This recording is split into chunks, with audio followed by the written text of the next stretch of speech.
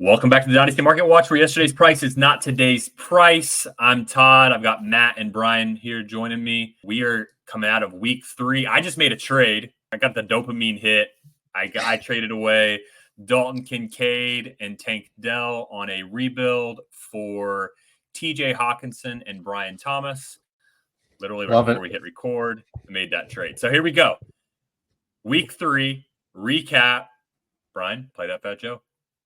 Yesterday's price is not today's price. All right, Matt, bull or bear, who you got for us? We'll talk about Jaden Daniels being the best QB in the league a little bit later. I'm going to start off a little bit smaller potatoes here. But 2 guys, maybe 3, that I would put in a similar bucket. Jalen Tolbert from the Cowboys, Darnell Mooney on the Falcons, and potentially Jalen Naylor on the Vikings. These are 3 guys that cost less than a 3rd-round pick. Some of them were a couple of them were on the waiver wire this offseason.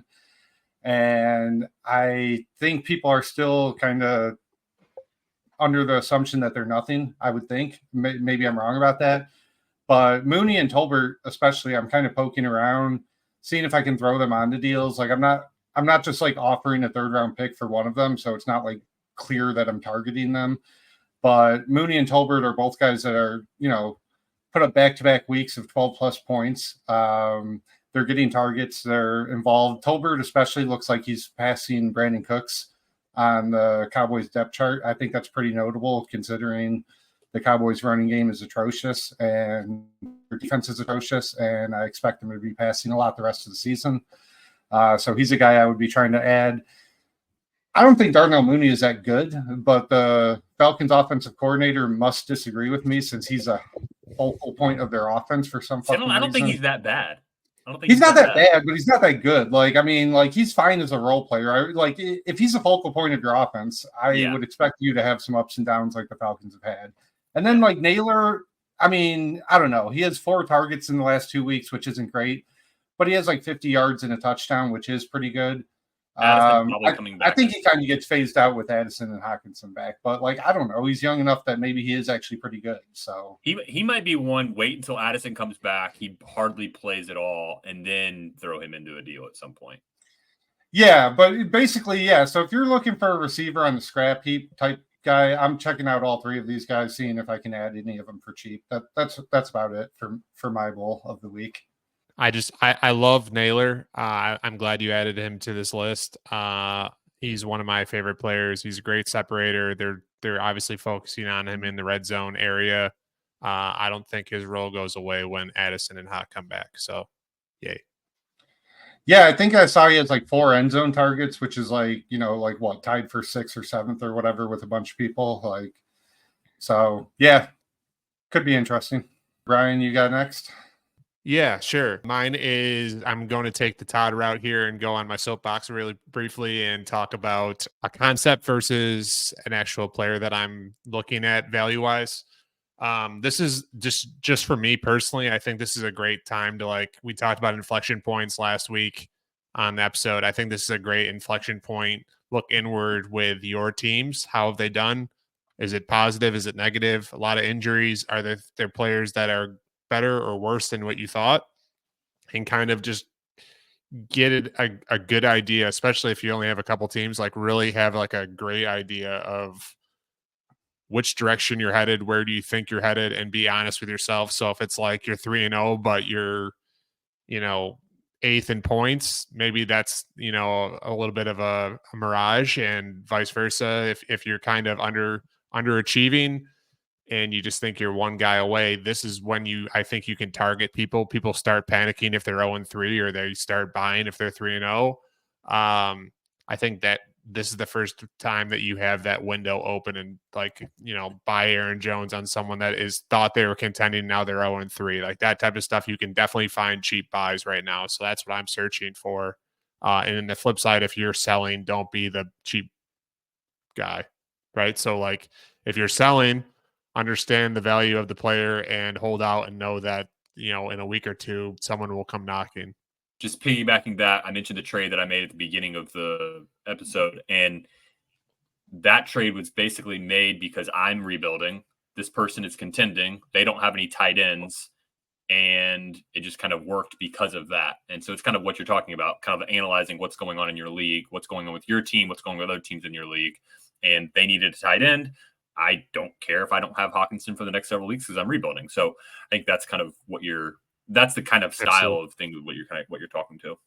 Yeah, exactly. So, assessing and like gaining value out of that. Yep. Yeah, so my bull or bear, I mean, Trevor Lawrence is just a hot topic right now. I'm not necessarily in or out, but what I want to talk about is what's going on with his value and what's going on with him as a player. So last year, we talked a little bit about it kind of throughout the offseason. I think we talked about it at some points during last season, but Trevor Lawrence had a really unlucky season last year. From an adjusted EPA standpoint, Ben Baldwin on Twitter, I think it's Computer Cowboy, he does an adjusted EPA, and it's basically an EPA stat based on how unlucky you were based on your supporting cast. And Trevor Lawrence, from an adjusted EPA standpoint, was like top 5 in the NFL last year. So there was a lot of optimism that he would bounce back this year. And let's just say that has not happened.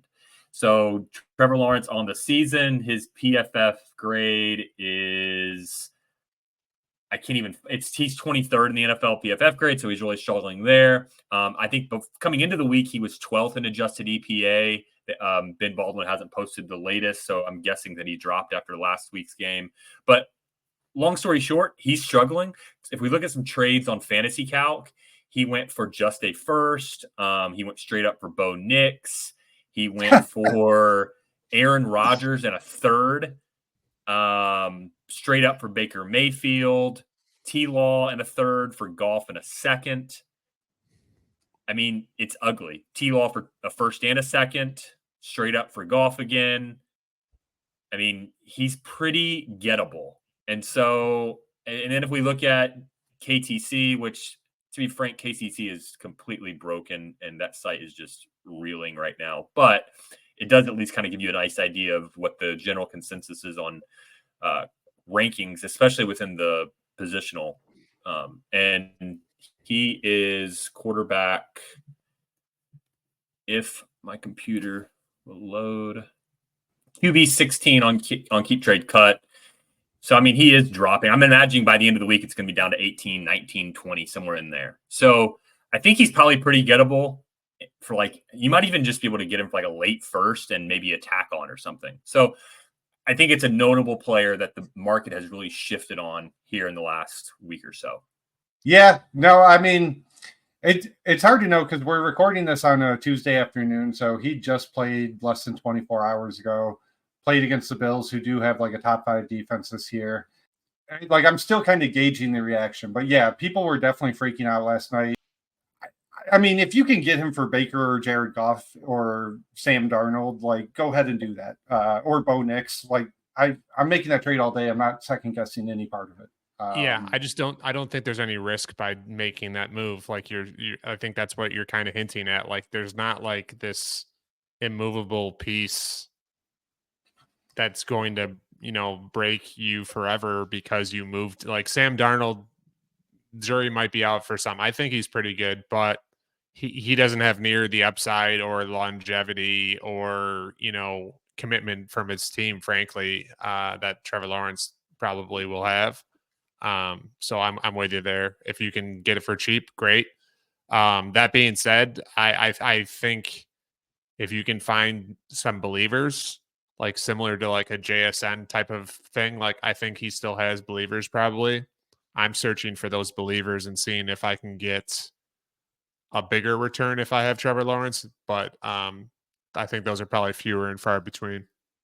Yeah, I mean, yeah, we have a section later with like disappointing quarterbacks that we can kind of talk about a little bit later. But yeah, I agree. I think there's ways to either buy or sell Trevor based on what the league you're in, what the market's like in that league. So, all right. So we're kind of talking ourselves into a bit of a depression here. So why don't we shift over to something a little more fun? Let's kick off with our rookie report. And I think there's only one person we can really talk about with rookie report, and that's Jane Daniels. Unbelievable game on Monday Night Football. like we've talked about many times now, prime time performance, a lot of eyeballs. He was awesome, rushing, passing. He seemed to maybe unlock maybe Scary Terry a little bit. That's I what I was think happiest to see. But yeah, yeah, go ahead. I think it's wheels up for him. He's going to be very hard to get. So it got me thinking like what is Jane Daniels worth to you if you have Jane Daniels, Matt? And then secondly, if you don't have Jane Daniels and you want Jane Daniels, what do you think you're going to have to pay, or if those are the same things? I think it's pretty similar, pretty close to the same thing. So, I mean, if you're looking at startup draft, everybody's talking about Daniels like he's in the first round now. So I think I still think it's kind of an interesting question when you compare Daniels to Caleb, Marvin Harrison, or Neighbors. To me, I'm clearly taking Neighbors of those four. Like if we did a rookie redraft right now and I have 101, basically regardless of my build, I'm taking Malik Neighbors. I think he's just been that good to start the season, to start his career. I don't know. It's kind of a toss-up for me between the other three. Like, do you have any kind of specific rank for those four? I think it's interesting because like something you said a second ago, everyone's talking about first round pick, and I think first round pick is like often loosely like just said like similar to like how like GOAT is, that it's like the greatest of all time, but you say 15 different players. I think we're kind of getting in that range that we're running out of first round spots. I think Neighbors would be a first round startup pick. I think Daniels would probably be like in the 1-2 range, but you might have the person like Anthony Richardson, someone we're going to talk about in a little while. Like in this past off season, like you might catch a guy that takes him 107, like kind of thing, or he could go 201, 202. That's kind of how I see Daniels right now. If the three of us were to hop into a startup right now. Yeah, like I saw someone the other day say like, or Sunday afternoon say like Rashee Rice is a top 5 dynasty wide receiver. Deal with it. And it's like, all right, we can deal with it, but there's like 9 top 5 dynasty wide receivers. Like, so it's kind of a similar thing. It depends on each person. But I mean, I think that's the value you're talking about. Like after we get after Josh Allen, and I still put Mahomes up there at 102, even though there's arguments against it. But like after the elite guys, like Jaden Daniels is right in that bucket to me. So you mentioned Rashee Rice. How many first round? But what's his draft capital worth right now to you? More than 2 firsts, right? So I would be hesitant to trade 3 firsts for him. At that point, I would just see what Neighbors or Justin Jefferson costs. I bought him whatever that was. I think after week 1 from Acash for 2 1s. I feel really good about that. So, like, just as the context, I know there's probably not a ton of Rashee Rice trades happening right now just because of the value that he's currently at. That maybe you have to really believe in him to acquire him right now. That's for sure. So, if you're not one of those guys that thinks he has or is a top 5 wide receiver, you're probably not getting him right now. Yeah, that sounds right to me. I was thinking like two firsts and 2 2s is kind of what I was thinking his worth was. Something like that. Yeah, I mean that sounds right. I don't know. I mean it's in the ballpark. Like that's not an insulting offer. Some people might try and hold you over a barrel. Maybe some people are like, oh shit, 2 1s and 2 2s. Yeah, I'll trade this guy who was worth half that 3 months ago. Also kind of depends on what kind of first we're talking about. I mean, at this point in the season, you're starting to get an idea of where those firsts are going to land. If we're talking about guaranteed playoff, maybe get the bye, and now I'm starting to be like, well, now I need 3. So Todd, not to shift gears, but we're talking value. Jaden Daniels, you've talked in recent episodes about mobile versus non-mobile quarterbacks. What are you paying for Jaden Daniels to get him on your team? You said the 1-2 turn in a startup. I think that's about right. I think there's probably about 5 receivers that I would take ahead of him. The guys that we were already taking, the top 3, probably ARSB also. Maybe Neighbors. So maybe you're looking at like 5 or 6, and then you're talking about Jaden Daniels. So I think 3 firsts is about what Jaden Daniels is worth if we're talking like a playoff first. Are you guys both definitely taking Daniels over Caleb right now? In this environment in the NFL where the passing is just so difficult week to week, the running is pretty consistent. Yeah, give me Daniels over Caleb Williams. I'm not like out rushing to make that trade. They would be in the same ish tier to me. Like Caleb Williams would still be like a front half of the second round startup pick. And Jaden Daniels front top 2 or 3 picks of the second round as well. So same tier, but if I had to pick, yeah, give me Daniels. I'd rather have the guy that's gonna rush. He doesn't seem like he's the next Justin Fields that's gonna lose his job. But we sat here before with Justin Fields. We sat here before with Anthony Richardson, and now Anthony Richardson's not looking too great. So it's maybe I don't know what I'm talking about with running quarterbacks.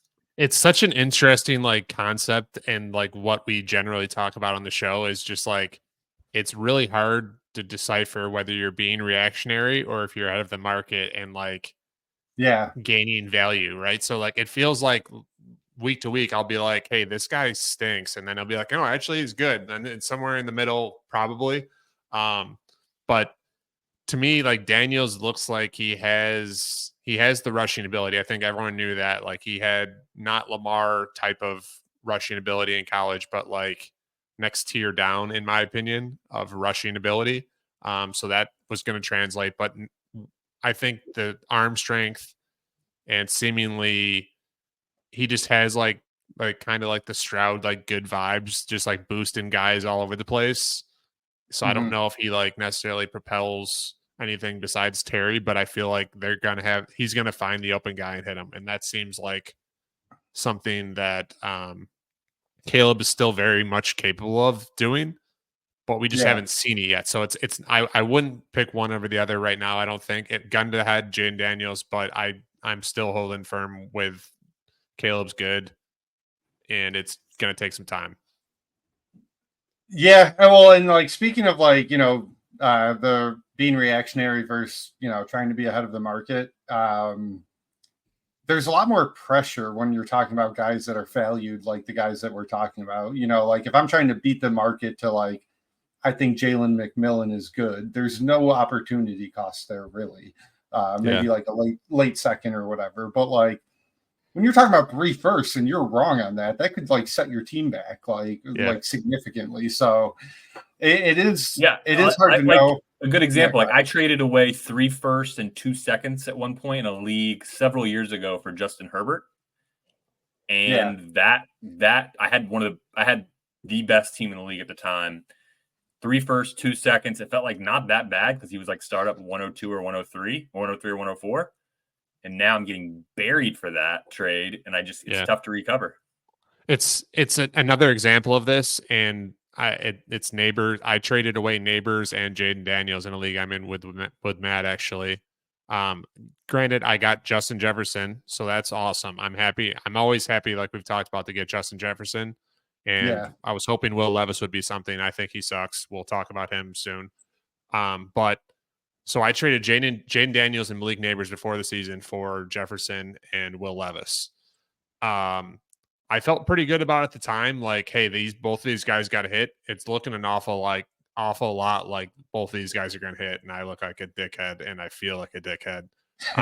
So shout out to, I think he listens to the pod. You crushed me on that one at the moment, and I'm rooting for you because honestly, I like watching both players. Like, I don't want to say this every week because I think I said this last week, but like, I really am running out of things to say about Neighbors and Marvin Harrison. Like, they're just elite. They're in that Chase CD territory. If someone values them less than that, which I doubt, I'm willing to go buy. And if I'm selling, I'm not selling for anything less than 3 firsts plus. So I mean, that it's kind of boring, but I mean, we're kind of running, especially with Malik Neighbors. I think we're like almost running out of superlatives to throw his way. It's like, I don't even know. Like they're exciting to talk about, but I don't know if we're adding or bringing anything to the table by saying, "Hey, Malik Neighbors is really good and he continues to be really good." It's not like there's any projection happening right now. He's producing like an elite receiver, not projecting to be an elite receiver. He's wide receiver 1. Yeah, and like yeah, he's on pace to break the all-time single season target record set by Marvin Harrison in a 16 game season like 20 years ago. He's on pace for 210 targets, which is just fucking insane. I expect that to drop a little bit, but not much. So it's time to give Malik Neighbors the Mike Trout treatment and just say he's really, really good. And if you can acquire him, good for you. You're most likely not going to acquire him and just enjoy having Malik Neighbors being awesome. Yeah, pretty much. Okay, so one other QB or rookie performance that I thought was notable this week. I would still not trade this guy straight up for Trevor Lawrence, but Bo Nix had a good game, like a legitimately good game. It's only his third game of his career. It's definitely comforting if you have some Bo Nix bags to see that, because really you just want him to establish himself as a starter in this league. He doesn't need to be a superstar, but if he's Derek Carr, that's awesome for where you drafted him, especially since he has some mobility and runs a little bit. So are you guys moving him at all? Like is he worth what, like a late first right now? I'm not paying that, but I think the jury's still very, very clearly out on him one way or the other. I think he has talent, and I think some people, like the guy that traded Bo Nix for Bryce Young and was bragging about knowing one guy stinks and one guy he's not sure of.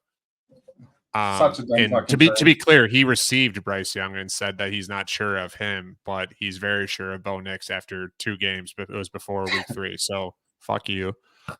So I just hate when people like, he had 2 games, Bryce Young's got 19 games or whatever. So like, that's an absurd thing to do. And like, don't trade with your ego. That's an ego trade in my opinion. I think Bo Nix is still TBD, could be good, could be bad. Bryce Young, there's a lot less TBD going on. We talked about Trevor Lawrence earlier, and I feel like if Bo Nix can have a Trevor Lawrence like career, that's a pretty massive success. That sounds crazy to say, but Trevor Lawrence has just not been very good. So I think that Bo Nix performing to the level of what Trevor Lawrence has done, that's definitely within the realm of possibilities. He's probably, I'm assuming he's outperforming him fantasy points per game so far this season. And he has Sean Payton, which is kind of a disaster situation. I mean, if you don't have a Shanahan offense or like Shane Steichen at this point, you're pretty much just up the creek as a quarterback. And Trevor Lawrence has Doug Peterson, and Bo Nix has Sean Payton. So, yeah, late first, I think, Brian, you said, I think that's pretty fair. That's what it would take for me to sell him. I'm probably not out shopping my late first to buy Bo Nix shares.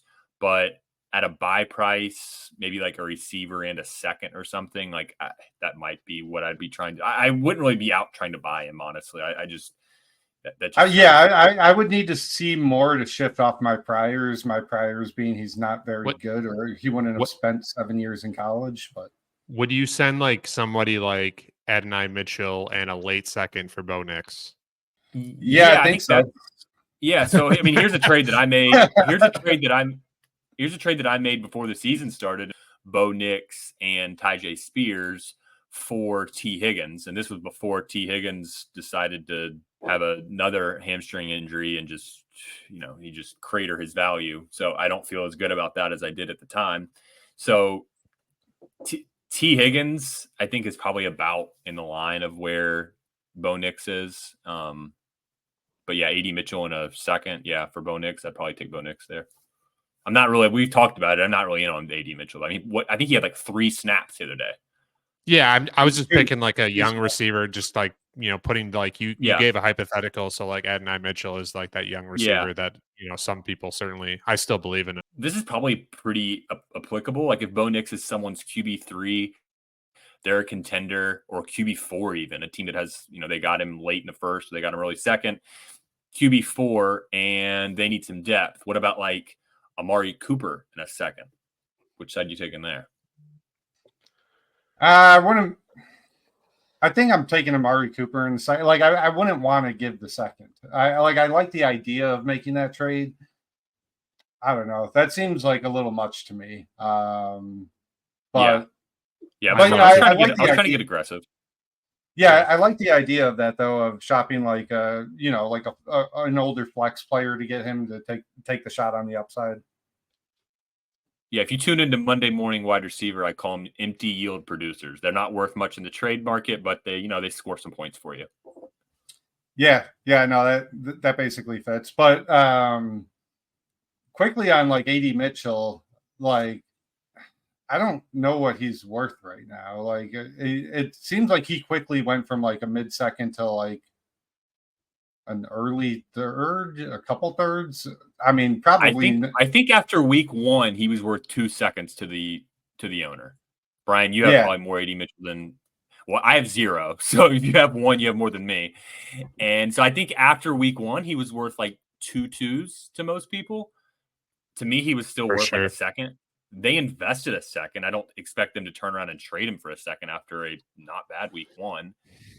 So I'm thinking 2 twos was the price before. Today's price is probably not far off of 2 twos. I imagine maybe like a 2 and a 3. So the concerns that were there, known concerns, are still there. So to yeah, me, like, I don't want to change too much because we're seeing the concerns that we had. And that is consistency, his overall focus. To me, that leads to like less Getting on the snaps, field. like we're talking about Yeah. now. And then obviously Anthony Richardson is a huge variable there that if he hits him for 2 touchdowns in the first week and hits him for another in week 2, are we having a different conversation? Probably. So um that being said, that doesn't change history, and I think he's someone that I would not be selling right now. yeah. But I also don't know. I don't think I would want to acquire him because there's still plenty to be known. But if you believe in him, At now's this the point, time. Like it's a low he point. feels like a guy that you put into a deal to shove it over the end or shove it over the edge. Like you need something worth a second to get it moved across the finish line, and he's the type of player that you throw in there. Matt? Would you rather have AD Mitchell or Dontavian Wicks? I would still take Wicks, I probably would but too. I feel pretty it's confident that close. Wicks is good. I don't know. I think most people think Mitchell's good. Both guys can't really get on the field, but Wicks has the Packers offense, which is nice. Like if one of those guys goes down, I feel pretty confident that Wicks is going to get some nice burn and maybe be able to put up some numbers. Like if Pittman went down, I don't know that I feel very good about AD Mitchell doing much still because of Anthony Richardson, not necessarily because of AD Mitchell. Yeah, well, and it is a good question because earlier this week, or it might have been last week in our group chat, I forgot who it was, but someone brought up like there are a lot of parallels between the Colts wide receivers and the Packers in terms of like there's just 4 legitimate good wide receivers in the room, which is not a common occurrence. But the big difference being that Anthony Richardson is going to throw a whole lot less than Jordan Love. And especially until he improves at throwing the ball, he's completing 49% of his passes currently. So it's just there's you can't find usable pass catchers in that environment, really. But if Richardson's bad and he gets replaced after this year,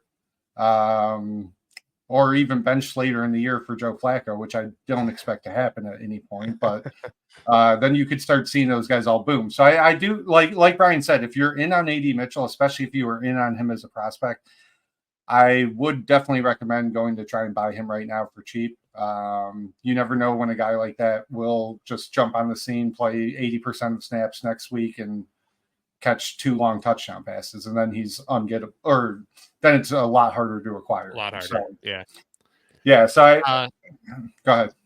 To your point, like if it's a guy you definitely believe in, don't be too reactionary. If you believed in him coming in, these things were always there. The blemishes were always there. So it might be an opportunity. But I want us to use this as a segue into talking about vets and Anthony Richardson a little bit deeper because I think he's a very notable, obviously late first, maybe early second, I guess, startup pick, but plenty of high valued people. I'm sorry, people viewed him very highly. Yeah. I want to just throw out a couple stats here. Right now, through 3 games, he has 6 rush attempts per game, 6 yards per carry. Okay, that's I like that. I would like more carries, honestly, because he sucks as a passer. These next couple stats. He's currently throwing an interception every 8 passes. That's not good. Bam. That's going to lead to a lot of interceptions for those that are not mathematicians. Currently 12 completions per game. Also bad. They've had 2 games where they've been, certainly should have been passing quite a few times. I didn't keep track of his air mails, but it's a massive, massive theme that he's just launching a frisbee well over his friends' heads, and then they have to go get it. And one positive, I guess, 7 of his 36 completions, so in 3 games, have been up for 20 or more yards. So he's definitely throwing the ball and capable of throwing the ball downfield. Everyone saw that, especially week 1. And then 4 of those completions over 40 yards. So 4 of those 7 are over 40 yards. So like the big play is still there. If he could just fucking hit someone that's open 5 to 10 yards away from him, we might open up some hope. But as a Colts fan, as an Anthony Richardson bag holder, I'm feeling real uneasy. Are you? So you do have some shares of Richardson. I definitely do. Yeah. I don't have tons, but like I'm feeling pretty bad about the couple that I have, because I thought it was like, okay, I tanked for a year. He was the 102 and a lot of 102, 103 rookie draft pick. And now this is my year where I kind of take the league by storm, and he's kind of just shitting on that a little bit. So are you you looking to jump ship or ride the wave? Like jump ship as in like panic sell? No. I would sell for a little discount. I would sell for a slight discount from what he was 3 weeks ago, but not like, I'm not going to go like the Trevor Lawrence route and like, trade him for like Aaron Rodgers in a second. Yeah. Or, No, Aaron Rodgers as in like a win now quarterback plus a rookie pick or something like that. I'm not cutting ties like that. So we'll say I wouldn't trade him for like even like Jared Goff or somebody like that who's like a pretty solid win now player. I wouldn't do that. AR or Herbert? I mean, I would take Herbert, but so would I. I have 2 out of 15 AR, and yeah, I feel pretty uncomfortable as well. Like his PFF passing grade, he's 42nd in the NFL. There's only 32 teams, so like that's not good. He's right next to Will Levis. I'll check that Ben Baldwin adjusted EPA after the week 3, but I can't imagine he's doing too hot there. Yeah, I think we're getting into now the like field range of does he keep his job? And I've been notorious at trying to take massive risks with quarterback, especially because when those things hit, they turn into Josh Allen, they turn into Lamar Jackson. When Lamar Jackson entered the NFL, it wasn't like a slam dunk for him if you were playing Dynasty back then. When you can hit on these quarterbacks that then turn into every year starters and like they're getting a bag, then you're turning that investment of 1 first into 4 firsts. And so like that's what I'd love to do. And so if I can, I think you've kind of talked me into shopping for Anthony Richardson merely because of how down and how bad things really are. Like they are not looking good. yeah, and that's the thing that I kind of struggle with. Like with Richardson, I don't have any shares in any of my 22 leagues, and I'm tempted to get in, but at the same time, like right now, it's kind of like catching a falling knife type thing. But like, so that's what I was going to ask you, Brian. I don't know what your thoughts are on Drake May, but like to me, May would be an interesting pivot point if you wanted to get off of Richardson, and maybe you start out trying to get a plus, and if you can't, you start considering a swap like that. Get a guy with a lot more job security, basically re-roll that early first into like this year's early first. I've been kind of considering doing the opposite. I have a lot of Drake May. I have not lost any confidence in him, despite the team being incompetent itself. But just in the name of diversification, I've been kind of thinking about, and this is not, I'm not going to pull a Todd and surprise you with any offer. To my knowledge, I don't even know if we have any May or Richardson in the same leagues together, but it's something I've been kind of thinking about after this past weekend. I think it's worth exploring if you have either guy, though. Some of the other quarterbacks here. So Richardson has his own problems. Trevor, we've talked about a little bit. And I think Justin Herbert is kind of also in that category of like, not only is Herbert hurt right now, he's dealing with that, but you're also looking at 22 pass attempts a game, which is historically low volume. He's through the first 3 weeks, he's throwing it less than Justin Fields did in Chicago. Jim Harbaugh and Greg Roman both known for that. So I would have some concerns with Herbert right now if I had him. I don't know if you can really sell for what his value should be, but I think he's an interesting guy to pivot to if you have Trevor or Richardson.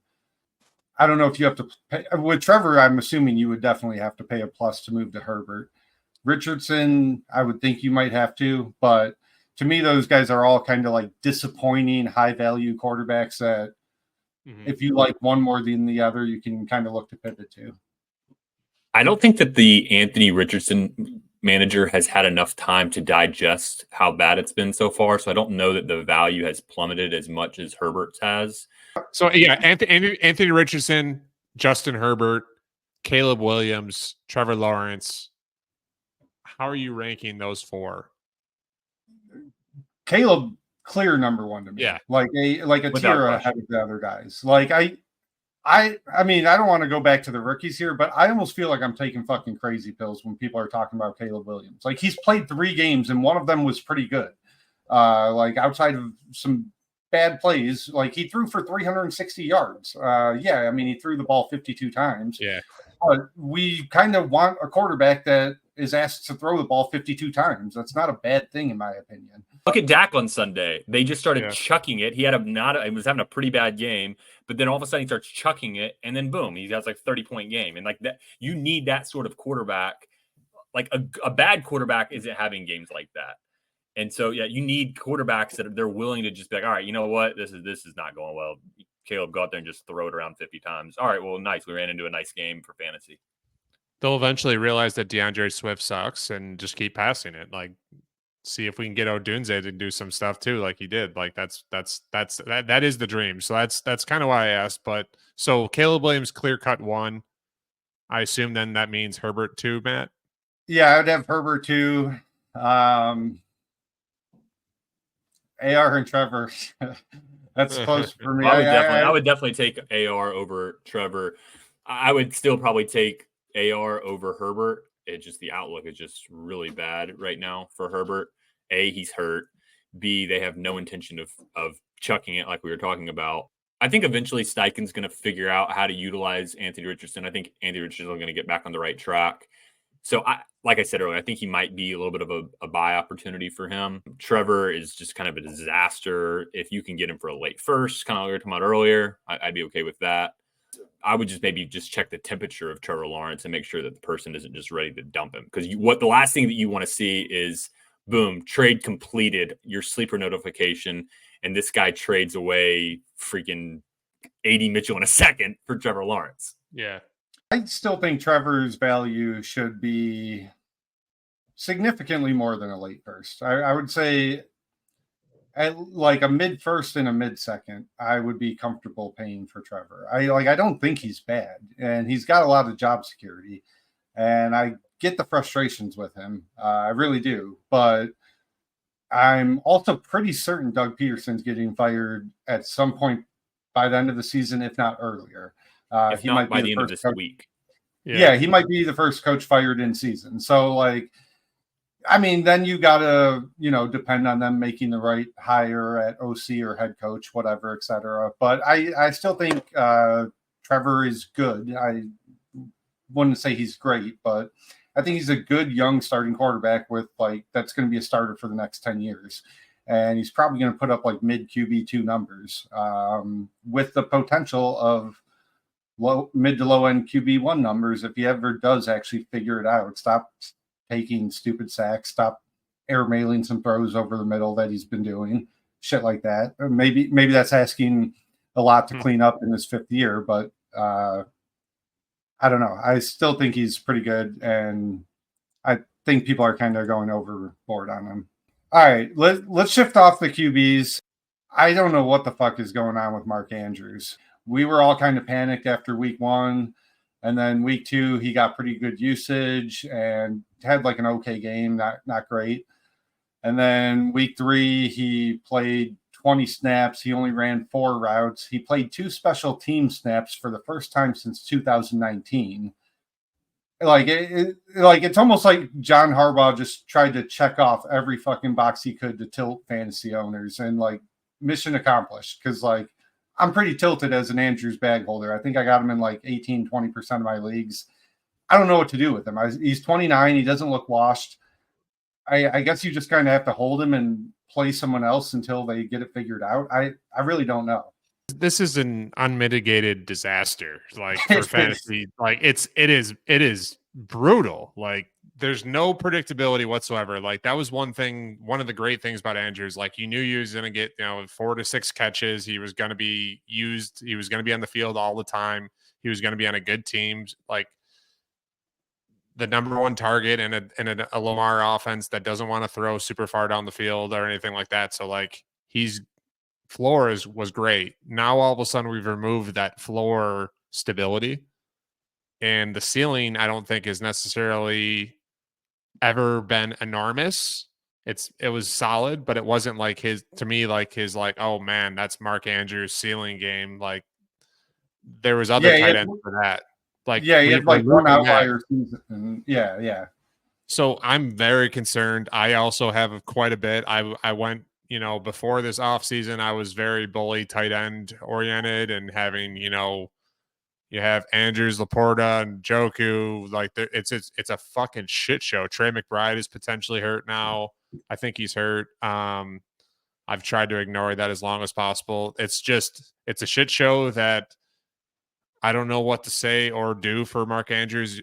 And usually I have like some type of opinion in terms of like, should you be selling? Should you be buying? I don't feel good about either of the things, because you have to sell super low, and the buying, you might be buying something that's just like a total crater. So I think the only way to really sell him, and I have 2 shares out of 15 leagues, which I obviously haven't succeeded in doing this, but I think the only way that you could really sell him would be combining him with like 2 other hefty assets. Like if you wanted to include like Drake London and like you just pile him into a big trade, and you get him to be worth like almost a late first or like a few seconds or something. Somehow it just like gets churned out in the wash. Maybe they put it into a trade calculator and it kind of shows up okay. Trying to trade him 1 for 1, I don't think you're going to get anything more than like a second straight up. So you're talking about like Drake London, Mark Andrews, and another piece going after like a Rashee Rice type or something like that. It sounds or Bowers, something like that. Yeah, I think that's about spot on. Yeah. So Drake London, Mark Andrews, I don't know, like a player that's worth like a second or 2 seconds for Rashee Rice. Yep. Yeah, I think that makes sense. I mean, I'm with Brian on both points. One, it is very rare for me to have a player, especially after week 3 of a season, that I don't really know if I want to buy or sell them at their current market price. And two, like I don't even really know what their current market price is. Like there's people that probably won't even give you a second for them. Well, that's the whole point of this show is to get the market price out before everything else is updating. So like I think if I'm going to put a price on the market for Mark Andrews right now, it would be that people are going to try to buy for a second, and nobody with Mark Andrews is selling for. I would say the gap is massive right now, and then nobody's selling for less than like 2 or 3 seconds in value. Yeah, I was going to say like I thought you were going to say late 1, and I think that almost borders on pissing off your league mates. If you sent Andrews for late 1, like if someone wanted my late 1 for Andrews, I would be like, come the fuck on, bro. I haven't been in a coma the last 3 weeks. Like, get the fuck out of here. Like that would just annoy me. So I have 1 Andrews. I was offered a mid to late second, late third, and Jameis Winston. That's the only offer right now that I have for, which I just thought was like kind of funny, but I couldn't. That's I probably a couldn't have better declined option. that quicker. I'm not saying There it's you go. fair or unfair, but Yeah, there it is. A second and a smidge. That's kind of like what I would expect people would be trying to buy at. And then what would you, and like the sell pipe price, Brian, like to me, it's like every bit of 2 seconds, maybe 3 seconds. to sell Mark Andrews. Yeah. Yeah, like in a tight end premium league, I couldn't. I would take on the risk of eating my crow there, and I would not sell for less than a first in a tight end premium. And I know that's not going to happen. So I guess that's me telling myself that I sort of still believe that something's in there for Mark Andrews. Because I think he has I don't think he's a bad player all of a sudden.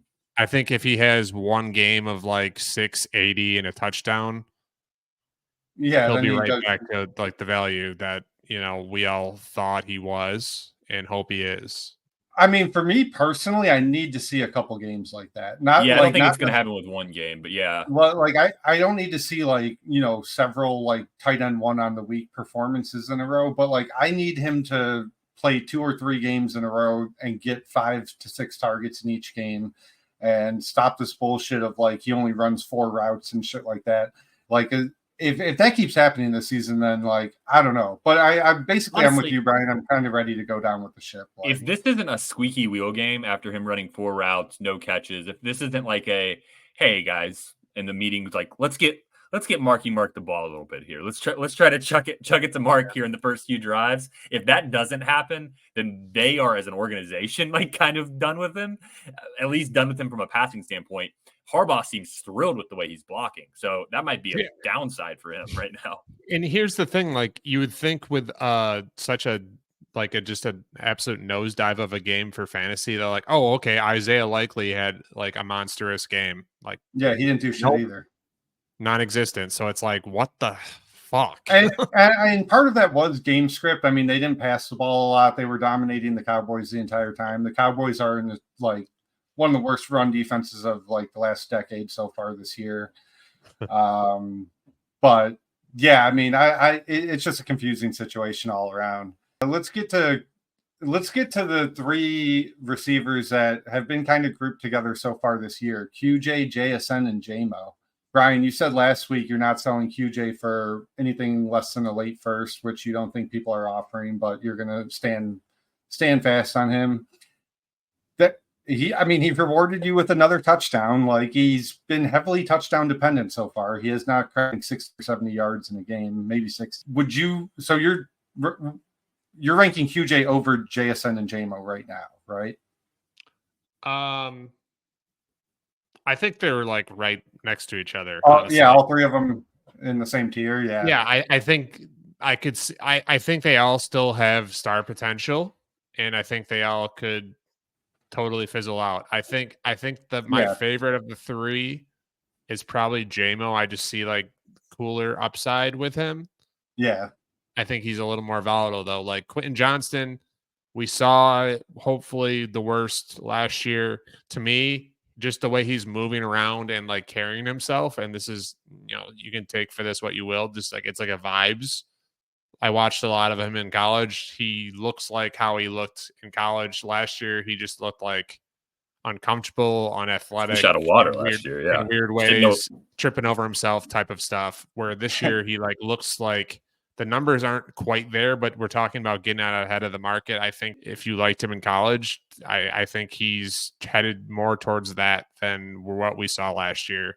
And you could definitely be ahead of the market because people definitely don't believe in him at the moment. Yeah, I think he would be the cheapest to acquire for sure right now of the 3 guys. And I think we're probably all on the same page of like I'm not buying into QJ yet, but I do think all 3 of these players should be valued similarly, and I'm not sure that they are amongst the larger. Yeah, I definitely don't think they are. I've got one QJ. I would take 2 seconds for him, and I haven't even tried to get 2 seconds. I just assume that I can't get it. Yeah. I did get offered QJ today twice. I got offered QJ for my Deontay Johnson, and I declined that, I think that Deontay, just for me, is probably worth a little bit more. But I think it was a fair offer. I just would rather use Deontay in a different way. Like, I just don't want to look at QJ on my roster. That's basically what I told the guy. And then the other one I got from Brian was now I don't even remember what it was. I know you were offering QJ it was Quentin Johnson and Pearsall for Kincaid. Quentin Johnson and Pearsall for Kincaid. Yeah, because that offer. You didn't have a tight end, so I was offering Kincaid. You countered with QJ and Pearsall. So I just don't really want to have any QJ on my teams. I don't think he's very good still. The touchdown that he had was just a broken play where the cornerback jumped on a screen to the slot receiver and QJ was wide open and he just kind of jogged into the end zone. One of the touchdowns from the previous weeks was kind of a broken play too. I just think he's just kind of had a weird start to the season. Maybe the defenses think he sucks so much that they just don't want to guard him, and then Herbert's found him. I don't know. But I'm still just not bought in. I think 2 seconds would be my sell price. I do agree with Brian. It's looking better, and they're utilizing him, which they didn't last year. They're utilizing him the way he was in college. So that's great. Yeah, basically, I want to see his usage like kind of normalize a little bit over the next few weeks. Where like, what does it look like when he's not scoring 3 touchdowns in 2 weeks, type thing? Because I mean that's just not sustainable. Like this past week was 2 targets. One of the targets was a broken play. So now they only threw the ball 20 times. So that's part of it. But in like week 1, I think it was. I think they had he had a nice deep route over the top touchdown that he caught. I don't think he was catching last year. So to Brian's point, he has definitely improved. I think he has like 4 for 60 type of realistic potential. I don't think that's like a crazy expectation. I think that like borderline 1,000-yard receiver is not expecting certainly too much, or I think he's obviously capable of more than that, but like I think that's that's what I'm kind of pinning him as a successful turnaround.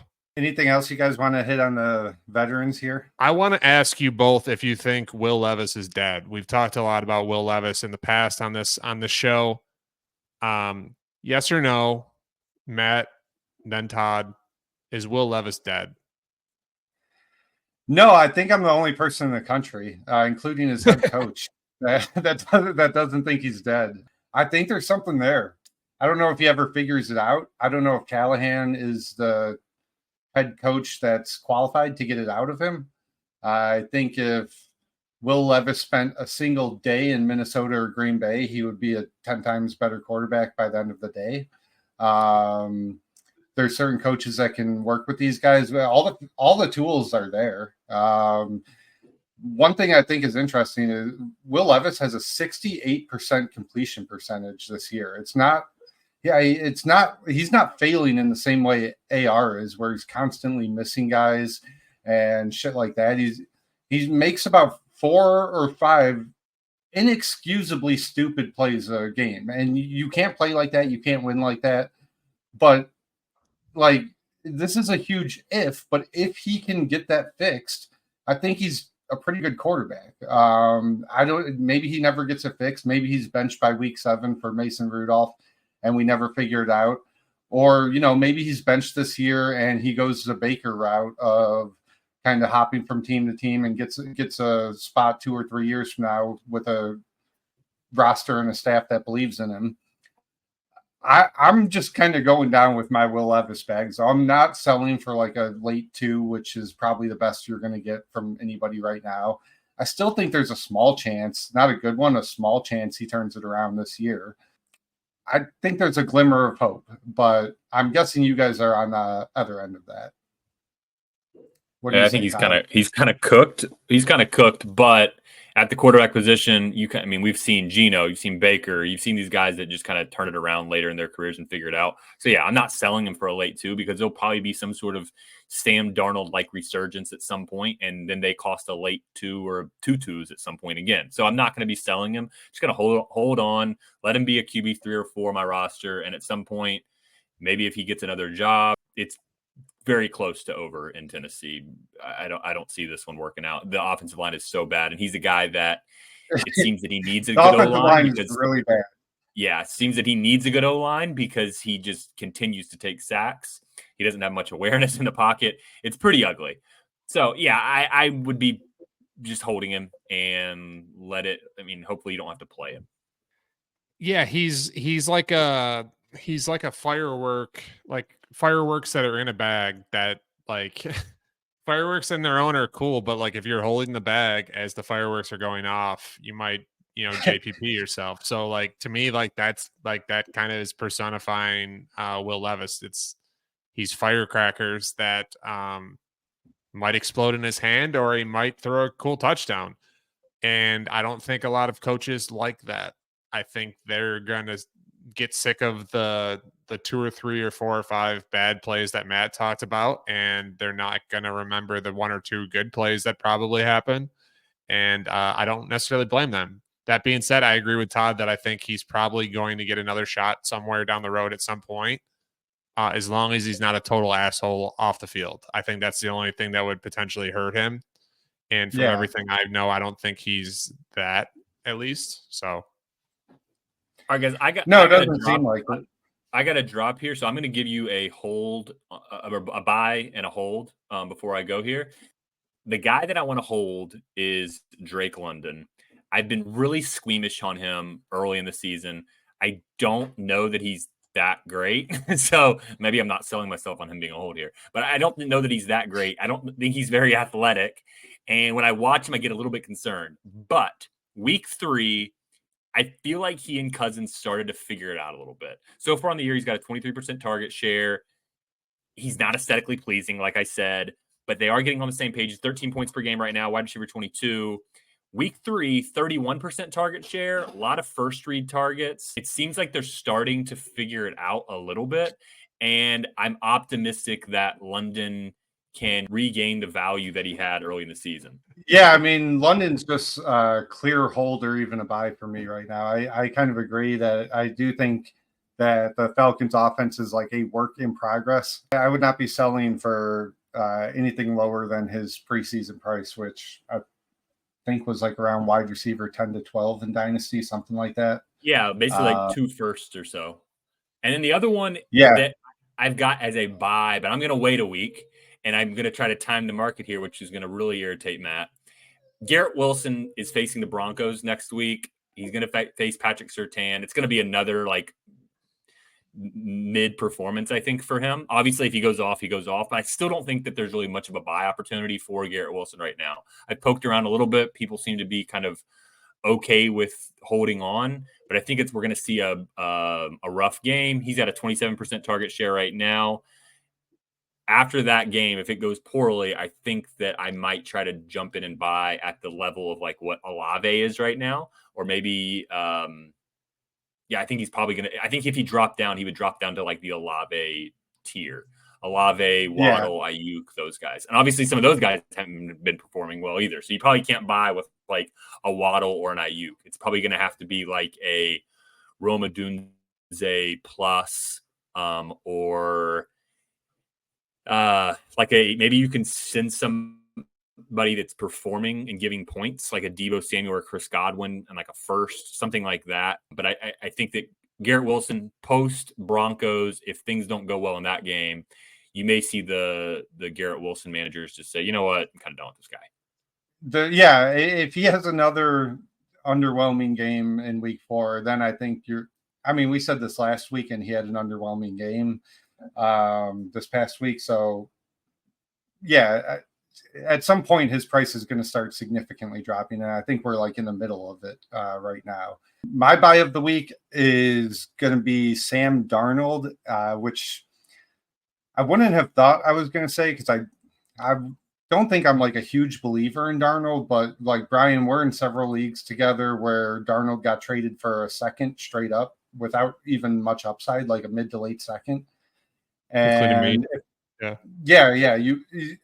so if that's his price, go buy him. Like if you can get Sam Darnold for a second, go buy him. He's going to give you a lot of points this year. And even on a rebuilder where you don't need the points, totally cool sending a second that might turn out to be an early second for Darnold.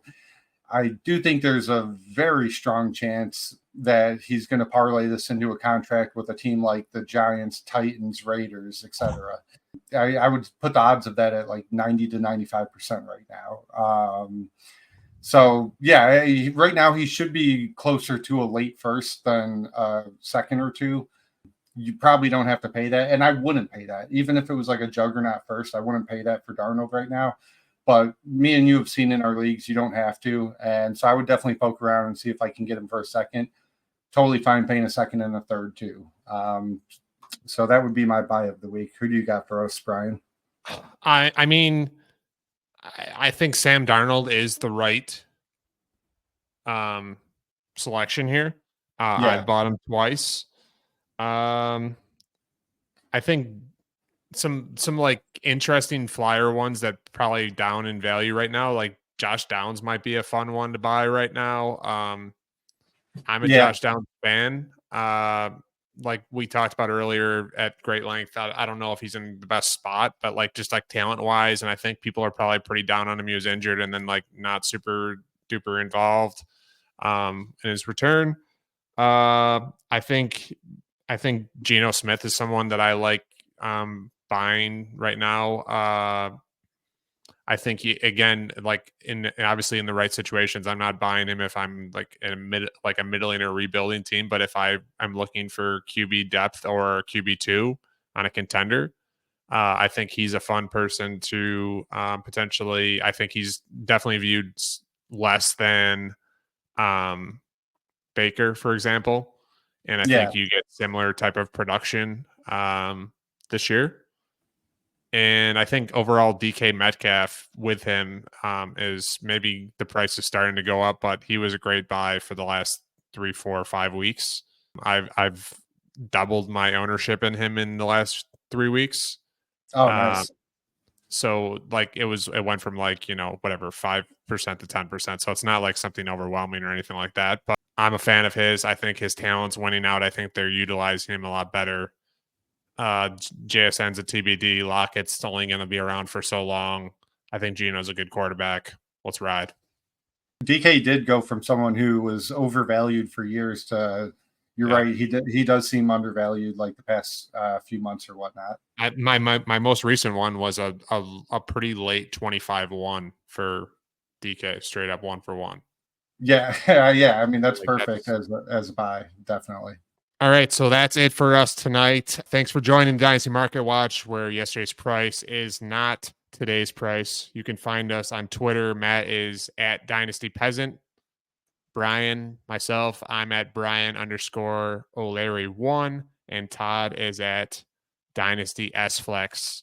As always, please, if you like what you hear, like, comment, subscribe, check out our Discord. Thanks for joining us.